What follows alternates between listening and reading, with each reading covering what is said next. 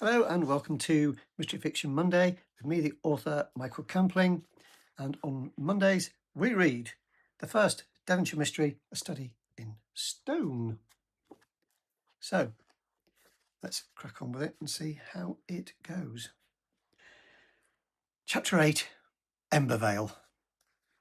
Dan threw his pen down onto the kitchen table and ripped off the top sheet from his A4 pad, crumpling his scribbled notes into a ball. There were already several scrunched up sheets of paper on the table, and Dan stared at them accusingly. "I'm stuck," he muttered. He should give up, take a break. But he picked up his pen once more and started carefully writing the letters of the alphabet down one side of the page. A knock on the front door interrupted his train of thought, but he ignored it. The only person he might conceivably want to speak to was Alan, and he wouldn't be knocking on the door already, would he? Another knock, this time rattling the window pane behind him, and when Dan turned around, he found Alan peering in. Apparently, the lack of response at the front door hadn't been enough to discourage him, so he'd made a swift circuit to the back. Was he always going to be so persistent? "I was wondering how you were getting on," Alan called out. Dan shook his head and shouted, "Nothing yet. I'll talk to you later." "What?" Alan cupped his hand to his ear. For crying out loud. Dan jumped to his feet and went to open the back door. "Come in. I need a break anyway. I've been staring at this thing for hours." "I'm in the same boat," Alan said. "How about a cup of tea? I usually find a fresh brew helps when I'm tackling the crossword." "Which one do you do?" "The Guardian. It's the only paper I can read without it spoiling my day. I do the quick crossword first, then I tackle the cryptic." Dan raised an eyebrow. "I'm impressed." "Not just a pretty face, you know. I like to keep sharp." "I'd have thought you'd get that from your writing. All those stories, they must take a fair amount of mental effort." "They do, but it's a different kind of energy," Alan replied. "Do you mind if I sit down?" Without waiting for a response, Alan took a seat at the table and pulled the pad toward him. "Did you say something about tea?" "No, but I'm guessing you'd like some. It's just a wild shot in the dark." Alan sent him a smile. "Milk, no sugar, and not too strong, please. The tannin sets my teeth on edge." "I don't have any milk, but if you don't mind it black, I'll see what I can rustle up." Dan gave the kettle an experimental swirl, then filled it at the sink. "I think I saw a box of tea bags somewhere in here, but I'm not sure what kind they are," Dan said. "There are all sorts of weird things lurking in the cupboards, oddments the holiday makers have left behind." He rummaged through the contents of a wall cupboard and pulled out a familiar box, turning it around to study it. "PG tips, best before last March, but I've no idea if they're all right. I'm not a big tea drinker. I usually buy Earl Grey or Darjeeling." "Oh, they'll be fine," Alan said. "I prefer Yorkshire tea myself, but I'm not fussy." He flicked through Dan's pages of unruly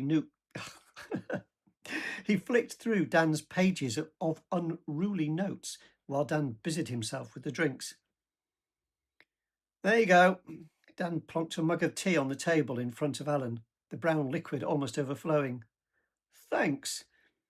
Alan took a cautious sip. "That's nice and hot, and so very full. No short measures here." Dan took a seat and studied Alan for a moment. "You're in a good mood. Are you really as stuck as I am with this code, or have you solved it, but you're trying to make me feel better?" "The former, I'm afraid. I'm completely stumped. I tried setting it aside for a while, but when I start thinking about a problem, my mind doesn't want to let it go." "Tell me about it.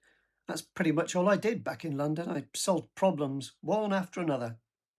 "Ah, yes, it sounds quite exciting, the life of a high-tech troubleshooter. Makes me think of the Wild West, the lone sheriff riding into town, outwitting the locals and outshooting the bad guys." Dan smiled. "There were plenty of showdowns, but they were in air-conditioned boardrooms rather than dusty streets. And my weapons of choice were the PowerPoint presentation and the incisive email." "Pity." "I suppose so. Ironically, I'm a pretty good shot. I went on one of those corporate clay pigeon shoots and I was the top scorer." "We have the real thing around here, only pheasants rather than pigeons." Alan said, but then his face fell. Ah, being a vegan, you won't approve of that. I didn't think, sorry. No, it's okay. You're right, I wouldn't take part in blood sports, but I'm not about to start chaining myself to the railings. Good to know. Is there a lot of shooting and fishing and that sort of thing around here? Well, not really, Alan replied. There's fishing up on the reservoirs, but the only pheasant shoot I know of is every Monday in the season. You hear the There's fishing up on the reservoirs, but the only pheasant shoot I know of is every Monday in the season. You'll hear the guns, but only for a few hours. Oh well, I'm not going to be here for long. I have to get back to London at some point. Yes, I suppose so. Alan took a slurp of tea.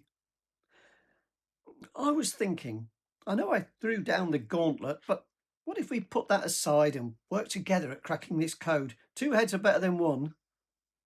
Dan agreed right away. Anything was better than staring at the string of letters on his own.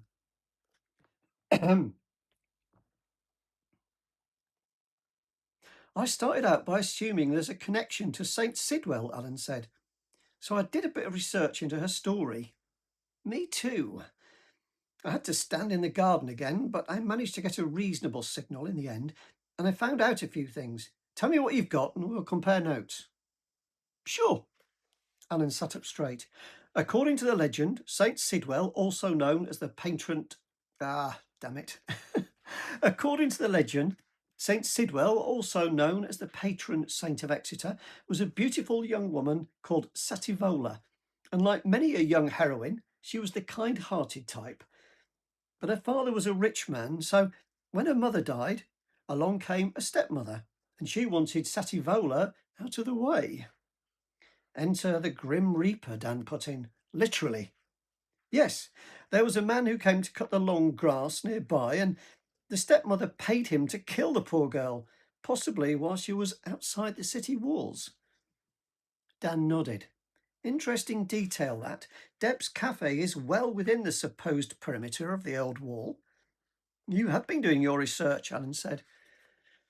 There are a few parts of the wall still standing. I could show you if you're interested. Another day, perhaps. In the meantime, Google Maps is a wonderful thing. But let's get back to the story.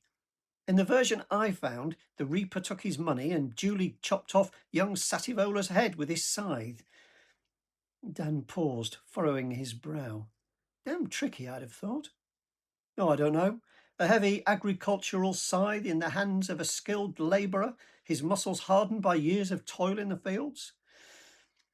Even so, a certain amount of hacking must have been involved. This isn't CSI, Alan protested. Legends are full of people cleaving each other in twain. But anyway, one way or another, young Sativola was killed, and where she fell, a miraculous spring appeared. There are some references to her ghost standing on the spot, her head under one arm and a scythe in her hand, but I don't think we need to go into that. Agreed. My disbelief is suspended pretty much to its limits already. In that case, you definitely won't like the next bit, Alan said. People drank from the spring and their illnesses were cured. The lame walked, the blind could see, and there was much rejoicing. A likely story, Dan muttered, but Alan carried on. The well was said to be a gift from God, and Sativola's name goes from Latin to English, becoming Sidwell. She's declared a saint, and a church was built and dedicated to her name. It was bombed in the Second World War and had to be pulled down, but a new one was built, and it was later turned into the Sidwell Community Centre. You've done a good job, Dan admitted. You found a few details I missed. All those years in the classroom. When you're going to teach a topic to a room full of 30 kids, you have to get a grip on a subject pretty quickly. But you forgot the underground passages. Well, I've taken the tour, Alan replied, but I don't see what they've got to... He left his sentence unfinished as realization struck. Ah, I see what you're getting at, Alan went on. The Exeter passages were dug hundreds of years ago to take fresh water into the city. Did they run from St. Sidwell's Spring? They did indeed, among others. The locations of the various wells have been known for a long time. They're very much on the map. Alan nodded. So you were right. Deb found a well and conveniently stretched the truth. And you were right about the whole thing being a gimmick. Alan stared down at the table. I don't know. Maybe she just made a mistake. She seemed like such a nice person. That's one heck of a big mistake. Most people, on finding a hole full of water under their floor, don't leap to the conclusion it's something from an ancient myth. Alan made a non-committal noise in his throat. Aren't you scandalised, Alan? Dan asked, only half joking. You're keen on local history, and here she is, trampling all over it. I mean, she even had the nerve to call in the archaeologists, and they must have told her it was nothing to do with the saint. But she still managed to get a write-up in the local paper. Famous for 15 minutes, Alan muttered, his attention apparently on the pad in front of him. I blame reality TV. Dan watched him for a moment. Was Alan disappointed to have been proven right? Was he one of those hopeful souls who saw the best in people no matter what they'd done? It was time to change the subject, so Dan said, "But what about the stone slab? It doesn't fit with her story at all. Deb admitted it was Edwardian." Alan looked up. "And then there are the Roman artifacts. They belong to her And then there are the Roman artifacts. They belong to her great-grandfather, as did the shop. So maybe the stone belonged to him." Yes, I did wonder if there was a link between the Romans and the slab. Such as? It was just an idea, but it didn't pan out, Dan admitted. Let's start with what we know. The Edwardian period. When was it? I'm hopeless with kings and queens, but I could go outside and try Wikipedia. I can't believe there's no router in the cottage. It's driving me mad. And yet you seem like such a patient person, Alan intoned. You know, the mobile networks might be poor around here, but we're not in the Stone Age. This must be one of the very few houses in Embervale without reasonable broadband. Louise really ought to get this place up to date. Most holiday cottages have Wi-Fi these days.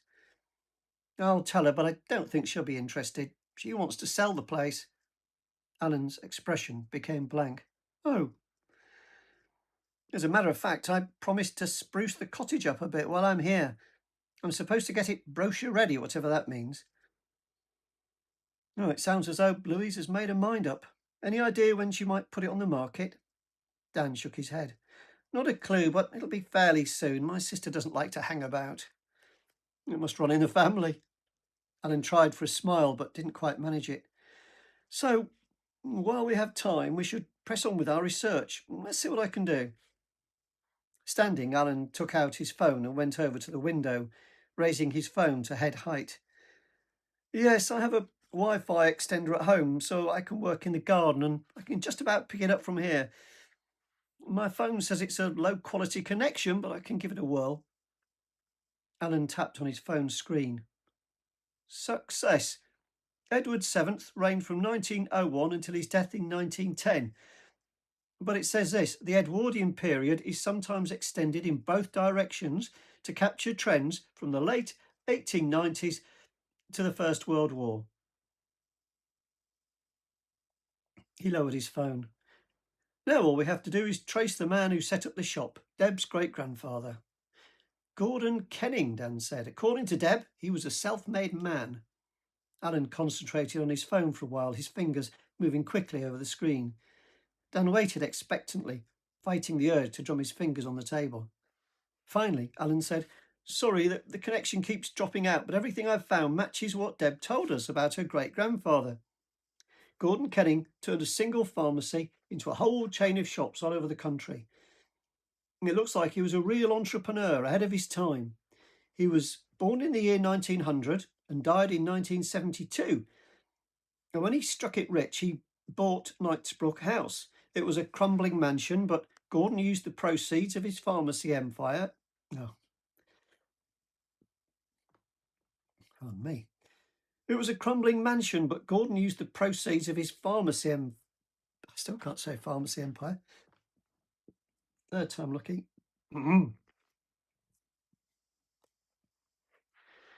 It was a crumbling mansion, but Gordon used the proceeds of his pharmacy empire to renovate it. He paused. Knightsbrook House isn't far from here. It's near Bovey Tracy. I've seen the signs as I've driven past. Is that everything? So far, yes, but I'd do better if I went home and used my laptop. Maybe later, Dan replied. For now, let's assume the slab is something to do with Gordon. He was only 10 when King Edward died, but if we take Wikipedia's definition of Edwardian, we're in the right ballpark. Alan nodded. Gordon had money, so he could afford to have an inscription made on a nice piece of stone. But having gone to that expense, why hide it under the floorboards? There are a few possibilities, Dan said. He might have been eccentric, or he might have started out with an idea and changed his mind, or Deb might have spun us another fairy tale. He was obsessed with the ancient Romans, collecting lots of artifacts, most of them replicas. That's pretty eccentric, wouldn't you say? There's a certain logic to it, Dan replied. The genuine items would be harder to find and more expensive. You'd be surprised at how penny-pinching rich people can be. You think the mysterious slab is all Deb's work? Alan suggested. It's nothing more than another publicity stunt. She took it from Gordon's collection and invented the rest. As she said herself, she was hoping to appear on the Time team. If the show was still on TV, that would have been a great publicity for her. If the show was still on TV, that would have been great publicity for her cafe, and all for free. I'm afraid so. I can almost admire her. All she had was a hole under the floor, maybe a natural spring. But she was determined to make the most of it. Even if the whole thing had been exposed as a hoax, people would still have gone to have a look. There's no such thing as bad publicity, I suppose. I wouldn't go that far, Dan replied. But there is such a thing as notoriety. Everyone remembers the Hitler diaries. And what was that supposedly prehistoric skull? Piltdown Man. It was nothing more than bone fragments stuck together with glue. Dan held out his hands. That proves my point, doesn't it? So long as no one gets hurt. We're fascinated by people who bend the truth. There must be something in the British psyche. We think rules are fine so long as we don't have to follow them ourselves. So Deb knew what she was doing, Alan said. But what about the code? Do we still try to solve it? Dan sat back, running his hands through his hair. I really don't know, Alan. I came here on a whim. I wanted to take my mind off the hook, but here I am mucking around with codes. I think they call it displacement activity, don't they? You're occupying yourself, Alan suggested. There's nothing wrong with that. Everyone needs a break now and then. He shifted awkwardly in his seat. Listen, it's none of my business, but I think you came here for a reason. When we met, I asked if you were on holiday and you said no. That's because you're looking for something. Am I right? Dan found himself saying, maybe. Alan sat quietly as if waiting for him to go on, but Dan could think of nothing more to add. Finally, Alan said, do you know how many stories I started writing before I finished a whole book? 1, 2? Alan held up a hand, the fingers spread wide. 5. Some of them weren't too bad, but something always got in the way and I never completed them. So I wrote a short story. I put my head down and kept going, and when it was done, I'd learned a valuable lesson. Starting a project is all very well, but the real value comes from seeing it through, pushing it to the finishing line. I've never looked back, and since that day, I've never left a story unfinished. It was Dan's turn to stay quiet. His life was more complex than a story, but Alan might have a point.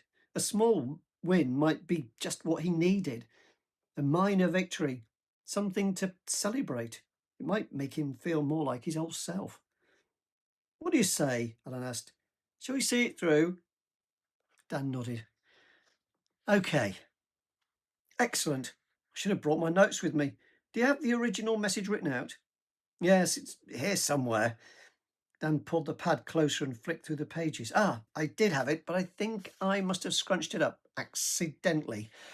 We'll have to copy it out again. No matter, I have the photos you sent. Alan swiped his phone's screen. Then he retook his seat at the table and Dan passed the pad and pen to him.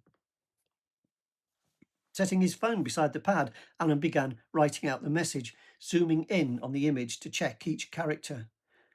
When I tried, I included all the dots. I thought there might be punctuation or something. No, I didn't bother with them, Dan replied. I thought they were there for the look of the thing, but I didn't solve it, so maybe we should keep them in. Let's try it. A moment later, Alan pushed the pad to the centre of the table, and Dan read through the garbled letters once again. IO dot dot NE dot EE dot B dot dot SERN RCK GLBRNSY hyphen FOES dot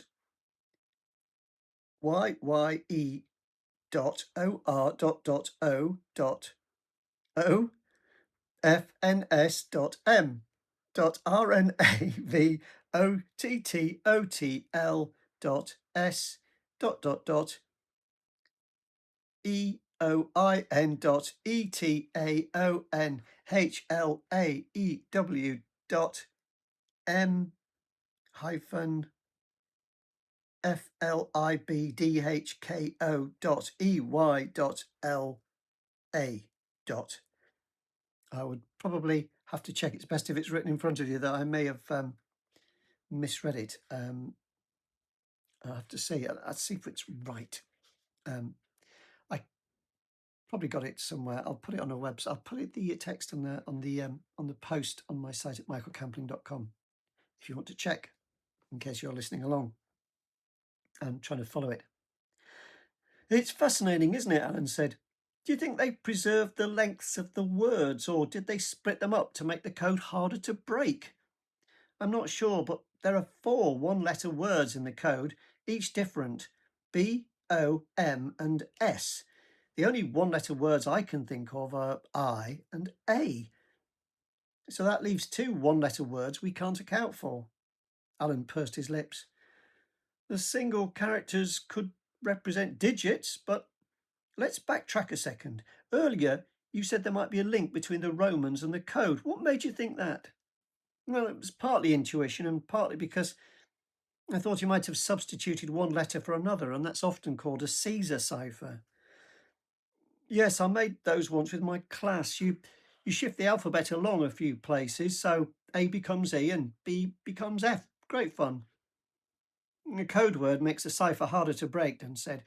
You pick a word that only uses each letter once. For instance, Alan is no good, but Daniel would work.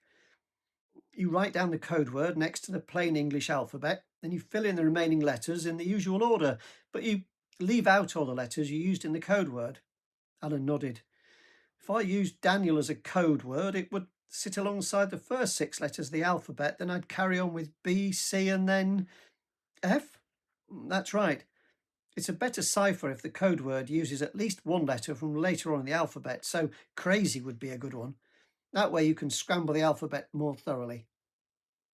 But if you don't have the code word, where do you start? So far, I've been counting the occurrences of each letter and trying to work from there. And that could help with the Caesar cipher, because we know that in written English, E is the commonest letter, followed by T, A, O, and I. And in our message? Alan asked. I wrote it down somewhere. Dan started picking through the crumpled sheets of paper scattered across the table. Here it is.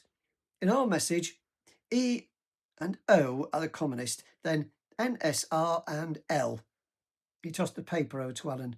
See what you can do. For several minutes, Alan scribbled the combinations of letters, then tried to decode portions of the message. Dan watched, drinking the last of his tea and putting the empty mug in the sink. He stared out the window, lost in thought, taking himself back to the peculiar Roman room in the cafe. Would anyone really be taken in by Deborah's display of fake artifacts?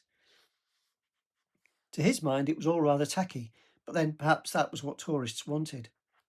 Wasn't London full of the same kind of nonsense? Shops sold miniature models of the old-fashioned Routemaster buses that hadn't seen regular service for many years. There were Buckingham Palace snow globes, Tower Bridge tea towels, Big Ben biscuit tins, and Union Jack baseball hats. We don't even play baseball, Dan thought. Where's the logic? Logic. The word nagged at him. Gordon Kenning had been a keen collector, and collectors were fussy. They liked systems, catalogues, everything in its proper place. If Gordon had been responsible for the coded message, the type of cipher he used would have been important to him. There's something I'm not seeing, Dan told himself. Something significant. His instincts told him that the answer was within his grasp. But there was a missing piece, a vital fact that he'd once known but couldn't recall. What was it? His thoughts were derailed by the sound of chair legs scraping across the tiled floor, Alan pushing himself back from the table. "I can't make it work," Alan said. "I'm getting nowhere. We need to try something else." He exhaled noisily and put down his pen. "What about the simple one? The one where they wrapped a strip of parchment or leather around a kind of baton. I think it was the Spartans who used it rather than the Romans, but even so, it might appeal to a man who was fascinated by ancient history." Dan stared at him. "That's it! That's what I've been trying to remember. A Skytail cipher." He sat down beside Alan, grabbing the pad and pen. "I've done this before years ago, but it's all coming back to me. I know how to crack it." Alan sent him a querying look. "I told you I enjoy a good puzzle, Alan, and I don't do things by halves." "So I'm learning," Alan replied. But he didn't get a response. Dan was already at work, running his finger along the coded message. "Step 1, we count the characters," Dan said. "Including the dots, there are 96 characters in total. So now we need to find all the factors of 96. Alan rubbed his hands together. "This is more like it. Mental maths is my strong suit." "So the factors of 96 are 1 and 96, 2 and 48, 3 and 32, obviously. 4 and 24, then 6 and 16. And of course, 8 and 12. Did you get all that?" "Got it." Dan was rapidly drawing rectangles on a fresh sheet of paper. "How do the factors help? I thought you needed to have the same diameter baton to decode the message. Isn't that the way it works?" Dan smiled. "Yes and no. A Skytail is a transposition cipher. The letters are simply jumbled rather than replaced, and that's why none of our attempts have worked so far. All we need to do is rearrange the letters into the right pattern, and we'll see the original message." "Okay, but that could take ages, couldn't it?" Alan checked his watch. "I'm getting peckish." "This won't take long. To code the message, as you said, a strip of parchment was wrapped around a baton. Then the letters were written along the length of the baton, one on each turn of the strip. Then the baton was rotated and the process repeated until the whole message was transcribed." Alan nodded. "Yes, but surely you need to at least know how many times the parchment strip was wrapped around the baton." "It would help, but we can work around it. Picture what would happen if we wrap the parchment around the baton and then run a knife along it from end to end." "The parchment will be cut into lots of little strips." "Yes, and all the same length," Dan said. "If we laid those strips next to each other, they'd form a rectangle. And because there are 96 characters and all the strips are the same length, the sides of the rectangle would be factors of 96, Alan replied. "Clever. Last night in the pub, you said you could make data give up its secrets. You weren't kidding, were you?" But Dan didn't reply. He was too busy sketching out more rectangles, dividing each one into hastily drawn grids. When he'd finished, he said, We'll use each rectangle as a matrix, copying a character into the cell. The lengths of each side are taken from the factors of 96, but we don't have to try every pair. Some combinations are unlikely. For instance, it would be fiddly to wrap a strip of parchment around a baton 32 times. "I see what you mean. What if I take 8 by 12 and you work on 6 by 16? "Good idea." Dan ripped off a sheet of paper and thrust it toward Alan. "I've drawn the rectangles for you. Unfortunately, you'll have to try 12 by 8 as well. We have no way of knowing which way around the rectangle will be." "Okay." Alan examined the scruffy grids Dan had drawn. Do I fill it in horizontally? Vertically, Dan replied, already filling in one of his own grids. When you get to the bottom of one column, go to the top of the next one. Okay, and I suppose I'll soon know if I've got the right rectangle. Dan didn't look up. Yes, words will start to emerge. If you're getting gobbledygook, stop. They worked in silence for a minute, Alan craning his neck to read the coded message he'd copied out earlier. But suddenly, Dan placed his palms flat on the table, and he stared at Alan. What is it? Alan asked. What have you found? Dan pointed to his sheet of paper, and Alan took it from him. In memory of Cyril Kenning, Alan read aloud. Then his eyes widened as he scanned with the rest of the decoded message. My God, he whispered. It's an epitaph. Does that mean? I think so, Dan said. That stone slab comes from a grave. Oh, finally managed to get to the end of the chapter. Sorry about the mistakes in the video. I'll try and clean up the audio, presuming I can get to grips with the new software. In previous episodes, I might have mentioned the best place to find the sort of central hub for all the info was my Substack, but I've renamed it with my own domain. So now if you look for michaelcampling.com, you will find everything there. But the podcast, the audio podcast, you'll be able to find in the usual place. And of course, there is the YouTube channel where you'll find video and audio all nicely sorted out into podcast bits and playlists. So that should be a good way of finding it as well. Subscribes and subscriptions, I should say, and likes and shares and things are all wonderful. Comments are great. You can comment on the site, which is like a kind of blog now, hosted by Substack, but it's on just Michael Campling, which is all word.com. So it's much easier to find now.